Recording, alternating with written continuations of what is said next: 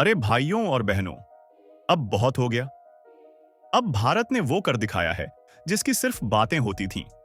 अब ना सिर्फ लफ्जों में बल्कि जमीन पर पहाड़ों को चीरकर नदियों की धारा मोड़ दी गई है। दुश्मन को जवाब अब गोली से नहीं, पानी से मिलेगा। जी हां, आपने बिल्कुल सही सुना, पानी से। वो पानी जो अब तक दुश्मन की जमीन को सींचता था, अब हमारे खेतों की प्यास बुझाएगा। क्योंकि अब भारत बदल चुका है और ये नया भारत अपने हक के लिए कोई भी हद पार कर सकता है। दशकों तक भारत ने अपनी दरियादिली दिखाई। 1960 में हुए सिंधु जल संधि को हमने पूरी ईमानदारी से निभाया। हमारी ही धरती से निकलने वाली सिंधु, झेलम और चिनाब जैसी विशाल नदियों का एक बड़ा हिस्सा पाकिस्तान को सौंप दिया गया था, ताकि वो अपने खेतों को सींच सके, बिजली बना सके और अपनी जनता को पानी दे सके।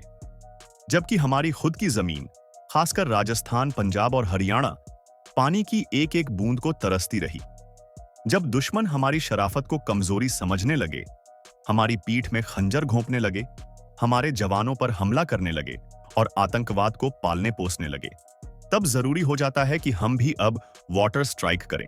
और दोस्तों, अब भारत ने वही किया है। जल प्रहार शुरू हो चुका है।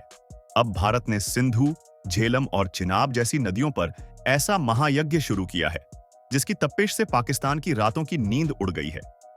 मोदी सरकार ने ऐलान किया, अब हम अपने हक का एक एक बूंद पानी रोकेंगे। अब हमारे जल संसाधन हमारे किसानों के लिए होंगे, हमारे नागरिकों के लिए होंगे और किसी भी हालत में दुश्मन की जमीन को हरा भरा नहीं बनाएंगे। यह कोई राजनीति नहीं, यह है राष्ट्रनीति। यह फैसला भारत के नए आत्मविश्वास और संकल्प का प्रतीक है। जैसे ही भारत ने पानी रोकने का ऐलान किया, पाकिस्तान की हालत पतली हो गई। वहां के नेता, मीडिया और यहां तक कि विदेश मंत्रालय तक बौखला गए। पाकिस्तान ने वर्ल्ड बैंक, यूनाइटेड नेशंस और दूसरे अंतर्राष्ट्रीय मंचों पर जाकर गुहार लगाई, भारत हमारे साथ अन्याय कर रहा है। लेकिन भारत ने दो टूक कह दिया, अब और नहीं। जिस पानी पर तुम्हारा कोई हक नहीं था, जिसे हमने इंसानियत के नाते दिया, अब वह हमारे ही लोगों के लिए रहेगा। भारत ने उनके 4 पत्रों का जवाब तक देना जरूरी नहीं समझा। अब बात करते हैं उस योजना की जिसने सबको चौंका दिया है। लोग सोचते थे कि यह सिर्फ धमकी होगी, लेकिन भारत ने वो करके दिखाया है जिसे असंभव माना जाता था। सिंधु नदी, जो लद्दाख से निकलती है, अब उसकी धारा को विशाल सुरंगों और नहरों के जरिए रावी और ब्यास से जोड़ दिया गया है। वहां से यह पानी सतलुज में जाकर पंजाब के हरिके बैराज तक पहुंचता है और फिर वहीं से असली कमाल शुरू होता है। भारत ने 1-200 किलोमीटर लंबी विशाल नहर बनानी शुरू की है, जो पुराने हरिके सिस्टम के साथ साथ एक नया जल मार्ग बनाएगी। यह नहर राजस्थान की जीवन रेखा, इंदिरा गांधी नहर और गंग नहर से जुड़कर सीधे गंगानगर, बीकानेर, जैसलमेर तक पानी पहुंचाएगी। और अंत में यह सारा पानी यमुना और फिर गंगा से होकर गंगा सागर तक पहुंचेगा, लेकिन दुश्मन की धरती पर नहीं जाएगा। अब सिर्फ पानी नहीं, भारत ने बिजली के मामले में भी जल प्रहार की रणनीति बना ली है। जब सिंधु, झेलम और चिनाब जैसे पहाड़ी नदियों का पानी ऊंचाई से नीचे गिरता है, तो वो असीम ऊर्जा पैदा करता है।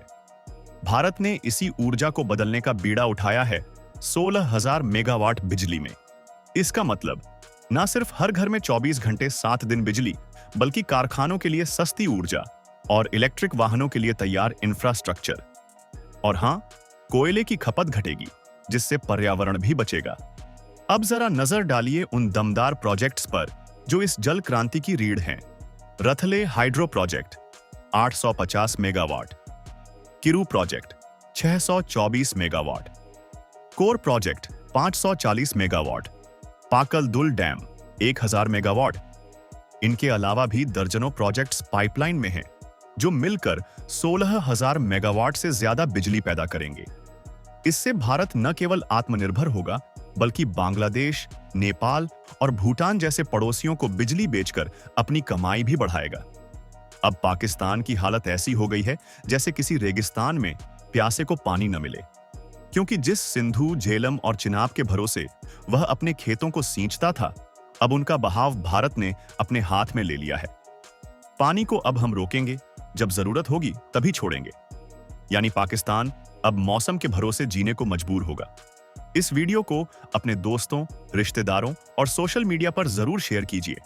और अगर आप भी इस नए भारत के समर्थक हैं तो हमारे चैनल को सब्सक्राइब कीजिए और बेल आइकन दबाइए, ताकि अगली बार जब हम ऐसा ही कोई धमाकेदार खुलासा करें तो आप सबसे पहले जानें। जय हिंद, वंदे मातरम।